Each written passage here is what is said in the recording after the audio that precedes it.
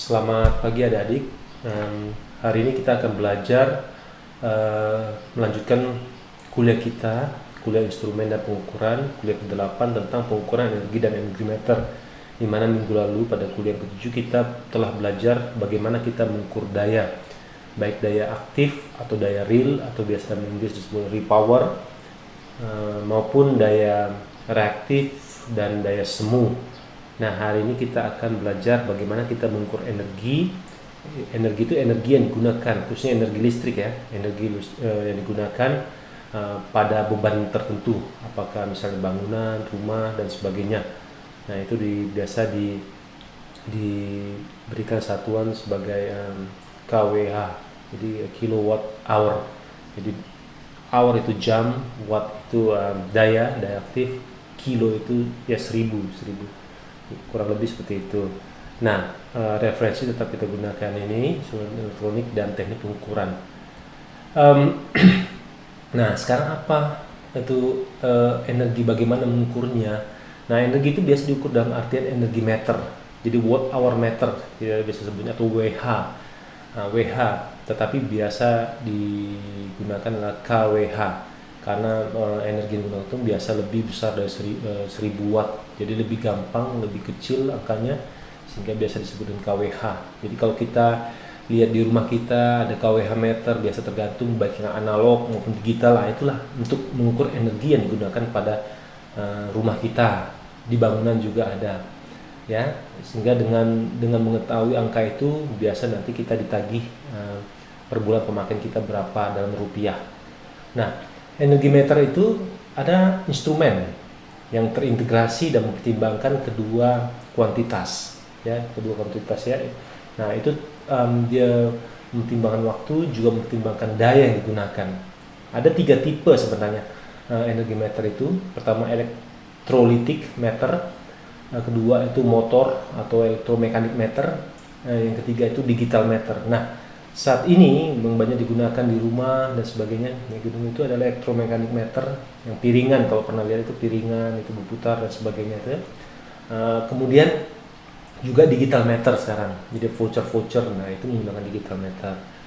Nah, elektrolytic meter ini yang pertama ini mungkin kita akan bahas sedikit tapi tidak lengkap karena kita fokusnya kepada elektromekanik ya. Ini beroperasi sesuai prinsip aplikasi elektrolitik yang murni, sebuah meter DC pengukuran ampere hour ya, untuk besaran DC. Nah, biasa digunakan untuk pengukuran energi ketika tegangan suplai itu konstan. Suplai konstan ya berarti tetap gitu ya, tidak berfluktuatif. Nah, keuntungan dari elektrolitik meternya apa? Dia itu akurat. Jadi ketika beban kecil itu akurat sekali ya, tidak dipengaruhi oleh medan magnet karena prinsipnya elektrolitik ya, menggunakan elektrokimia gitu ya. Kemudian merkuri ya, kemudian dia menggunakan merkuri dan cairannya, seperti mengukur suhu lah gitu ya. Suhu kan ada air raksa gitu ya. Nah, itu kurang lebih seperti itu. Nah, bebas dari pengaruh gesekan beban lebih gitu. Nah, kerugiannya itu biasa terdapat drop tegangan pada terminal. Kemudian memerlukan inspeksi, perlu dicek terus apakah dia tetap nilainya itu tervalidasi bahwa sesuai. Kemudian kerusakan rekaman lama energi ketika riset. Nah, jadi rekaman lama atau record atau data memori ketersimpan itu kemungkinan akan hilang kemungkinan ya ketika kita merisetnya. Kemudian tidak mempertimbangkan variasi tegangan rangkaian. Nah, itu beberapa kelemahannya. Kurang lebih gambaran seperti ini. Kita lihat ini compensating resistance in the series dengan tube inilah di mana ada secara kimia itu dia ada mercury di sini untuk. Nah, kita lihat nanti ini akan naik turun ya berdasarkan arus yang mengalir, sehingga nanti bisa dihitung dari arus dan tegangan itu bisa dihitung berapa daya yang digunakan. Nah, kita biasa dihubungkan ya dengan diparalel dengan apa? Dengan tahanan, atau kita sebut dengan shunt ya. Kalau paralel kan tahanan itu paralel ya. Nah, itu di sini, sehingga ketahuan tegangannya dan seterusnya. Kemudian tinggal ukur arusnya, sehingga jumlahnya kita dapat ketahui berapa daya yang digunakan, daya dikali arus, kurang lebih seperti itu. Nah, umumnya untuk sistem DC ya. Kemudian Yang berikutnya tipe kedua itu wattmeter elektromekanis analog, atau kita sebut dengan wattmeter analog lah nih ya. Nah, prinsipnya apa? Biasa ini menggunakan motor. Kemudian dulu tuh ada juga menggunakan motor kombinasi dengan merkuri. Nah, ini kita bahas ini elektromekanis. Prinsip dari sistem induksi ya. Magnet, elektromagnet gitu ya, pada kumparan. Nah, kurang lebih prinsipnya hampir-hampir mirip dengan konsep pengukuran yang pernah kita pelajari sebelumnya, di mana ketika ada arus mengalir maka penunjuknya akan bergerak gitu ya. Ini mirip seperti itu.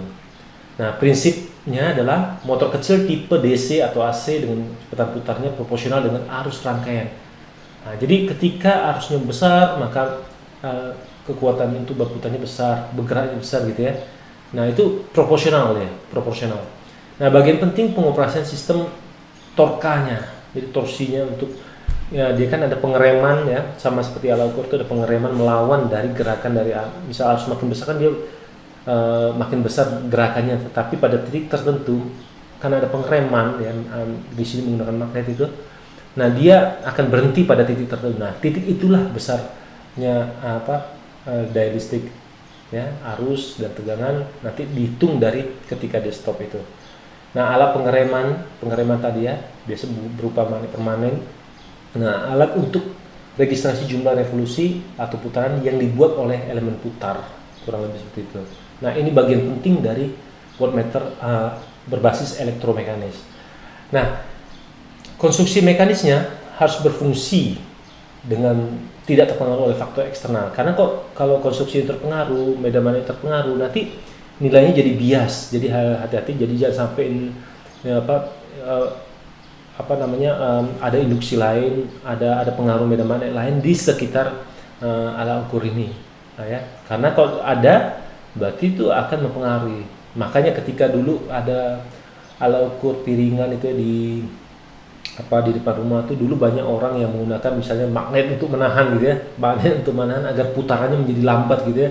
Nah, itu teknik-teknik pencurian, misalnya memperlambat penggunaan pemakaian listrik. Nah, itu biasa digunakan. Nah, itu tidak boleh ada karena itu mempengaruhi putaran dari perhitungan wattmeter ini. Kemudian error atau galat itu pada meter itu terjadi pada gesekan dan pengereman. Jadi kemungkinan terjadi error di situ ketika gesekan dan pengeremannya itu tidak baik ya, gesekan. Nah, dengan peningkatan temperatur tahanan pada bagian arus eddy akan meningkat. Jadi kok temperaturnya meningkat, terdapat arus eddy ya, tahanannya itu meningkat sehingga torka pengereman akan menurun, sehingga dia itu lebih tinggi ketika daya remnya itu, daya torka untuk merem menahan dari ini ketika suhu tinggi lemah, maka yang dihitungnya malah jadi lebih tinggi gitu ya, pemakaiannya malah lebih tinggi. Karena apa? Karena tidak bisa direm dengan baik. Misalnya rem standarnya dia harusnya menghentikan pada titik tertentu, ini jadi kelewat gitu karena panas. Nah, itu akan membuat dia kurang begitu presisi. Nah, sekarang perhitungan energinya bagaimana? Nah, kalau kita lihat energi itu sama dengan daya aktif instan ya, daya aktif atau watt ini watt ya, dikali waktu. Jadi energi itu tuh. Jadi waktu ini nanti misalnya dayanya katakanlah dayanya 50 watt gitu ya, tapi pemakaiannya setengah jam. Nah, kita anggap ini setengah jam, ini 30 menit berarti ya. Nah, kita harus ubah dia ke dalam jam, hour, karena kita hitungnya hour. Jadi kalau dalam jam berarti 30 menit itu 0,5 hour atau 0,5 jam. Jadi 50 kali 0,5 tadi ya, 50 watt dikali 0,5 artinya 25 watt hour. Jadi itulah energi yang digunakan. Jadi harus dalam bentuk jam nih ya. Kalau 15 menit artinya seperempat nih, 0,25 hour kalikan 50 dan seterusnya ya. Nah, kurang lebih itu. Nah, di mana E itu energi, P itu daya aktif instan, dan T itu adalah waktu. Nah, kWh meter atau kilowatt hour tadi ya, ini watt, ini hour. Nah, ingat tadi kita perhitungannya watt hour. Jadi watt kali waktu harus diubah ke hour, ke jam, supaya kita bisa satuannya supaya bisa WH atau kWh ya. Nah, kWh meter elektromekanis itu menjumlahkan daya pada interval waktu menggunakan prinsip piringan berputar. Jadi menggunakan piring yang berputar dia. Jadi kayak disk gitu ya.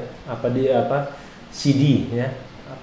Compact disk ya. Dia berputar gitu ya, rotating disk.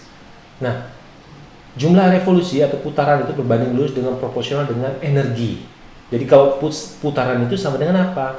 Konstanta energi meter ini CP unit kWh per revolusi. Jadi satu putaran itu berapa kali P kali T. Ya, kali P kali T. Jadi ketika P-nya berapa, ini berapa, ini konstanta energinya berapa, didapatlah N-nya. Nah, ya, jumlah revolusinya berapa, jumlah putarannya itu berapa, kurang lebih seperti itu. Ya. Nah, kalau kita lihat ini bentuknya macam-macam sebenarnya. Ada bentuk seperti ini ya. Biasa terdiri dari 5 ya. 5 nih, 5.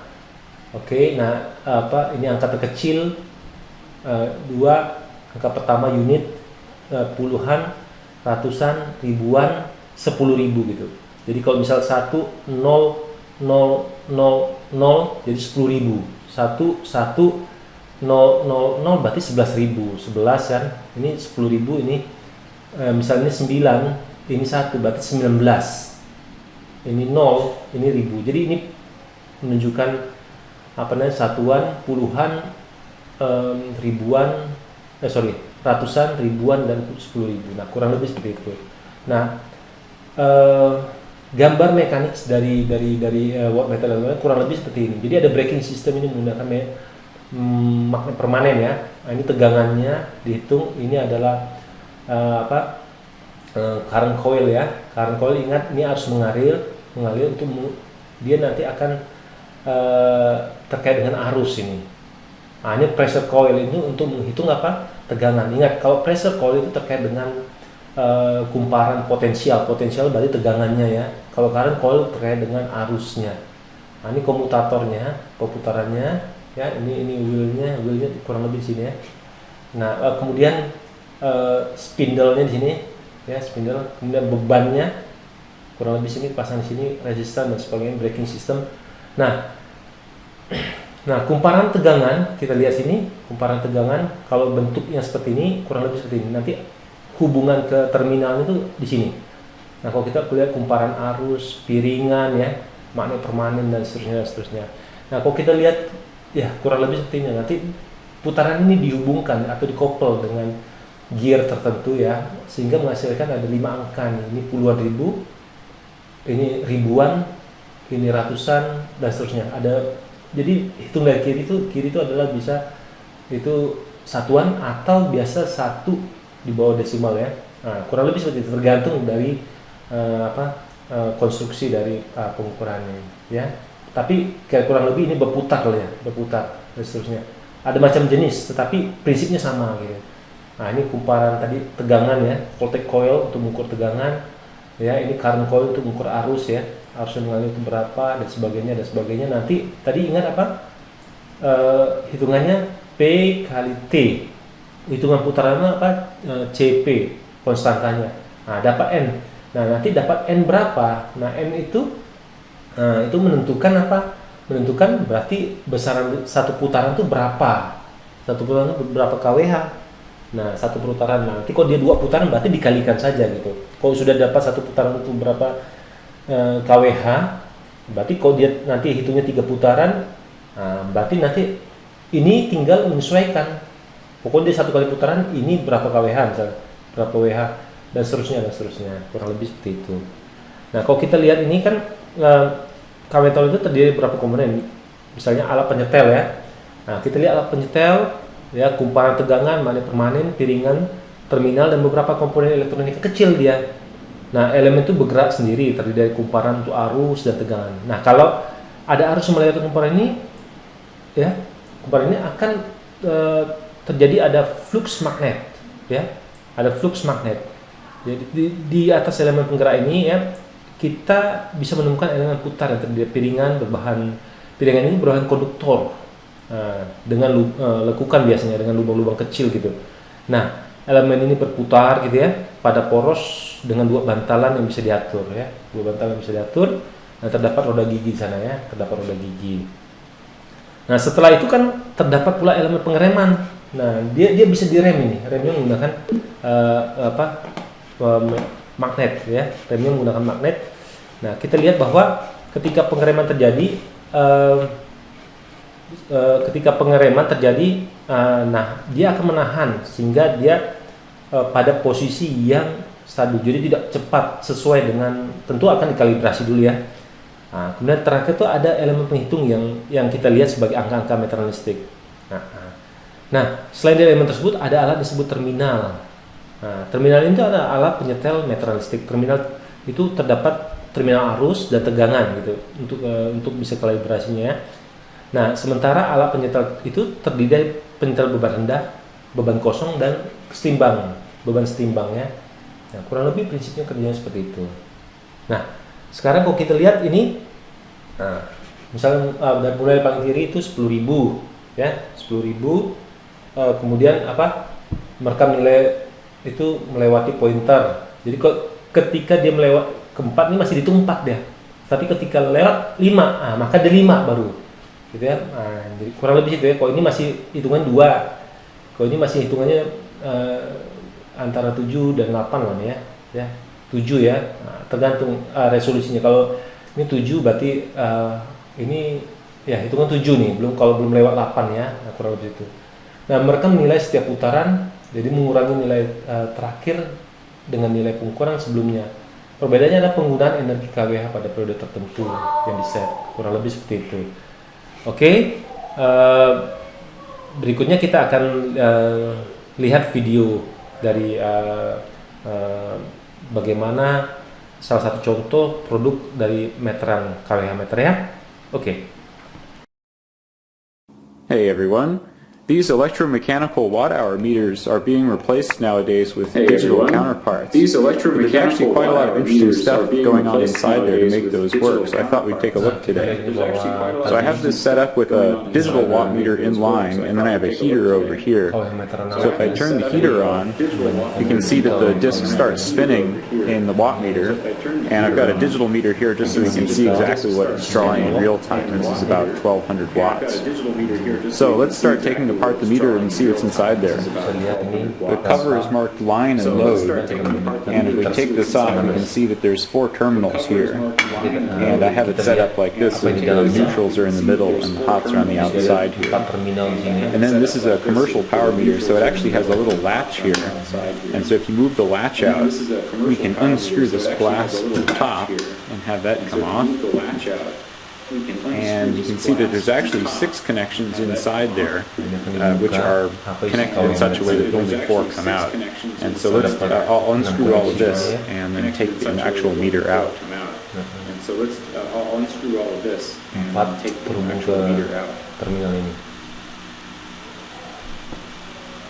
So here are the 6 power terminals that I mentioned earlier, and 2 of them are fairly small and go to this coil on the top, and 4 of them go to these coils on the bottom. So I'm going to take this off so we can see exactly what's going on with the coils. Jadi 2 ini terhubung pada kumparan di atas ini, dan 4 terhubung pada kumparan di bawah ini. Ada 2 kumparan di sini. So imagine you were an engineer in the late 1800s. And your task was to design a power meter that could go on the side of someone's house and measure how much AC current they consume. So what we're actually measuring here are voltage and current when they are in phase together. One idea of how to do this is to use separate coils for voltage and current and put them together in such a way that they interact and produce a force that is proportional to the power being consumed. So this design has been virtually unchanged for about 100 years, which is pretty impressive for any sort of technology. So here's the basic design. We've got the voltage coil on the top and the current coil on the bottom. And this is what it looks like in sort of a schematic view, where we have a voltage coil with a lot of turns and current coils with relatively few turns here. In the middle, this is the disc of the meter. And what we'll do is connect sort of an odometer to the disc, so we can count how many times the disc has gone around. And the amount of force generated by this magnetic arrangement here will be sort of accumulated over time, so that we have a running total power usage meter. So the question becomes, why have 3 coils in this arrangement here? Why not just have 2 like this, or 1 offset or something like that. And the answer is that we need to have some physical offset from here to actually produce a net torque in the disk. So if you were in the lab just playing around and you had a coil, let's say we only had a voltage coil to start, and we plugged this into the AC line so that we had a nice changing magnetic field coming out of that coil, and we brought it near the disk, it's true that that changing magnetic field would cause eddy currents to flow in the disk. But no net torque would be produced because there's no reason for those eddy currents to be pushed. So every time that the magnetic field changes polarity, it's true that there will be eddy currents in the disk that are also changing polarity and opposing it, but the disk still won't really want to turn. So if we were experimenting with this, we thought, well, maybe what we could do is put a current coil here and a voltage coil here. In that way, the magnetic field produced by the current will kind of interact with the voltage field, and that will kind of pull the disk around because we've got this offset. Not quite. It seems like that might work, but again, if the voltage and current are in phase, there still won't be a net torque applied to the disk because the magnetic fields will both be varying exactly at the same time, and so there won't be any reason for the disk to turn. You can think about this kind of like the legs of a centipede, where if the creature just picked all of its legs up and then put them all back down at the same time, it really wouldn't go forward at all. It wouldn't even work to pick all of its legs up, move them forward, move them back, and then put them back down again. So coordinating all of its legs at the same time doesn't work. What we need to introduce is a phase shift so that, in the centipede analogy, it would pick up some of its legs, move them forward, put them down, and then have this sort of traveling wave that moves through its legs, this coordinated movement. And what we're really talking about is a phase shift between the legs moving up and the legs moving forward. And that's exactly what we need to do here. So luckily for us, now that we're living in the age of AC current, there's an easy way to introduce a phase shift with a coil system like this. And what we do is we just add a copper ring to this magnetic pole here. And that copper ring is right here in the actual device. So what happens is if the voltage coil is connected up to the line, and we have current flowing through the coil, there will be a magnetic field induced by that current flow. Now, instead of just coming straight out into the disk and inducing eddy currents there, the current, or the magnetic field, has to go through this copper ring. But the copper is a conductor, and it's not connected to anything. It's just an isolated ring. So what happens is that magnetic field, which is changing and going through that copper ring, induces its own current in the copper ring. So this effectively consumes the change in magnetic field, but the copper ring will also create a magnetic field. So what we have here is sort of a delay circuit. So the magnetic field can't just shoot straight through the copper ring. It has to induce a current in copper first. And then as that current dies down, we'll end up with a magnetic field caused by those currents induced in the copper ring. So it's really just sort of a delay device. It's a 90-degree delay. So then you might wonder, why does this copper coil introduce a 90-degree phase change? Why is it not 180 or 42 or any other number? And the answer is that when the current flowing through this coil is at its maximum rate of change, then the magnetic field will be at its maximum value. And the reason for that is, it's a law of nature. I mean, it's basically why sines and cosines are 90 degrees out of phase and all kinds of other good stuff. So basically what we've done with this 90-degree phase shift idea is create a moving magnetic field, just like the legs of a centipede, that sort of pull the disk around like this. So we have these waves sort of undulating through here that cause the disk to move. It's similar as if I take this very strong magnet and just bring it near the disk like this and move the magnet around. You can see that it pulls the disk around because the eddy currents are so strong.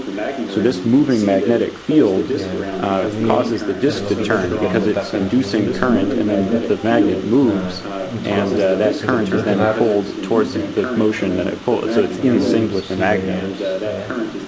This arrangement of coils with the copper ring produces essentially the same thing. It's analogous to the same thing as connected to anything except themselves, and they're even isolated from each other this way. So what these loops of wire do are introduce a 90-degree phase shift, and that actually helps get the motor started.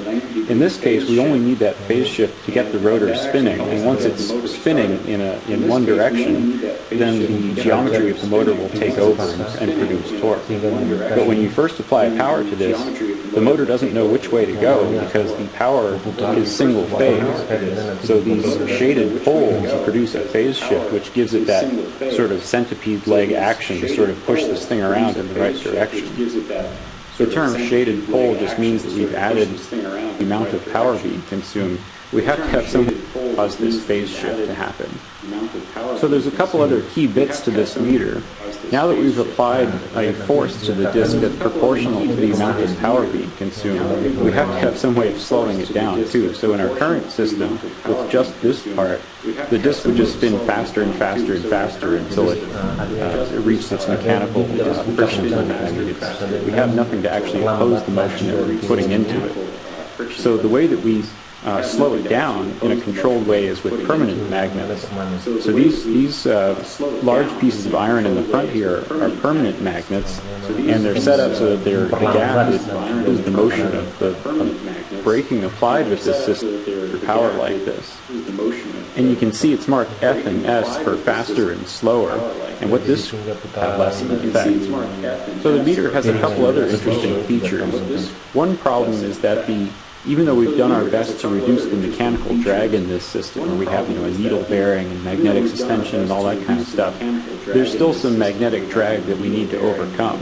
And since our magnetic setup only produces torque when we have the magnetic interesting bit of copper here, which is asymmetric, like it's going in one direction on the disc, and I believe this is supposed to siphon off some of the magnetic field from the voltage coil, a small amount of torque, and the disc will stop rotating for high ratio reduction of gear train, so that all the rotations of the disc get divided down to very, very small rotations of the meters on the dials on the front. I've also often wondered what that pattern is on the disc. There's sort of a stippling pattern pressed into the aluminum disc, and I always thought, oh, that must have something to do with the eddy currents or whatever, but I think that's really just that is symmetric. And then another current coil that is asymmetric, so as you can see, there's kind of only one turn on this side. There's actually produce. Okay, see you next time. Bye. Kurang lebih seperti itu. Jadi itulah konsep dari salah satu contoh ya, contoh perhitungan penggunaan wattmeter elektromekanik ya, yang analog. Sebagai contoh, itu hitung penggunaan energi 30 hari terakhir jika pembacaan meter terakhir ada 7.129. Dan pembacaan meter ini saat ini adalah seperti juga pada gambar adalah seperti ini. Nah, catatan lihat arah rotasi penunjuk dan baca nilai integer terakhir pada pointer. Jadi kalau arahnya adalah clockwise gitu ya, berarti yang terakhir 9. Kalau ini kan 0 ya, 0, 1, 4, 5, 6, 7, 8, berarti terakhir itu 8. Arah putarnya counterclockwise atau berlawanan arah jalan jam. Kalau ini 1000, sorry ini 1000 ya, 10.000, ini 1000, ini ribuan ini arah putarnya searah jarum jam, jadi terakhirnya 3. Yang 100 ini kita lihat ini berlawanan arah jarum jam. Ini pada posisi 8. Yang ini juga ini searah jarum jam, jadi posisi 8 dia putarannya begini. Nah, artinya kita dapat ini angka ini adalah 8, ini 3, ini 8, ini 8 ya. Nah, solusinya adalah apa? Maka kita kurangkan hasil pengukuran terakhir yang saat ini 8388 dengan meter terakhir ya, jadi sekitar 1259 kWh, jadi kWh meter. Oke, nah kurang lebih seperti itu. Nah, selanjutnya adalah kWh digital. Selanjutnya kWh digital.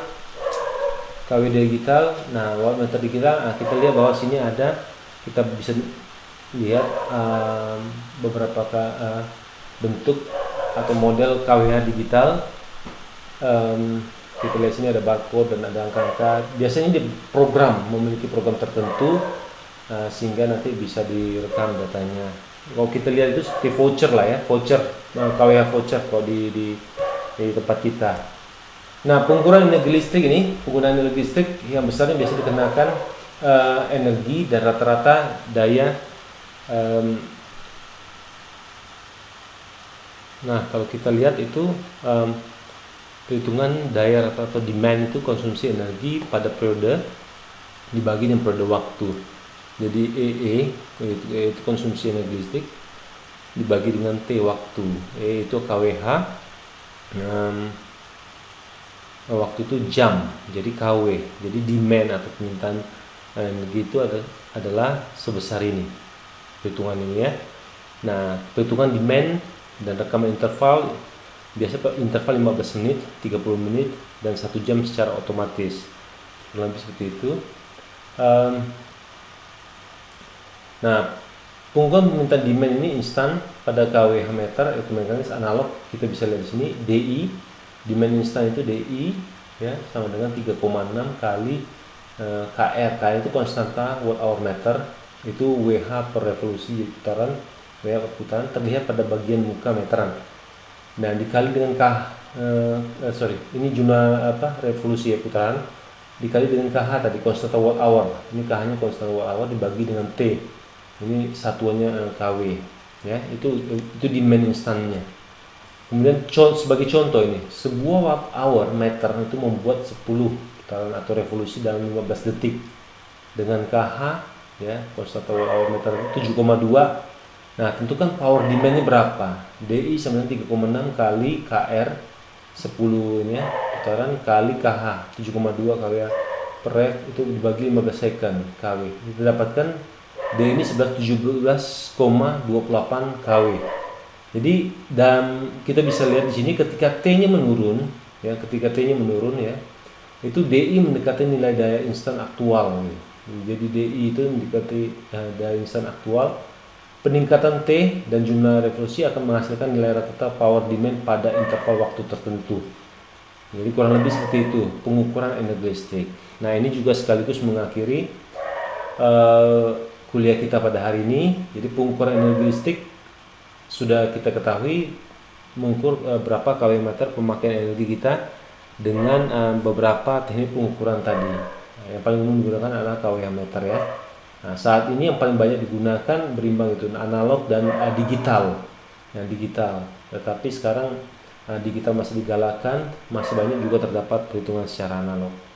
Baik, terima kasih adik-adik. Salam sehat untuk kita semua ya. Semoga semua dalam kondisi yang sehat selalu. Terima kasih.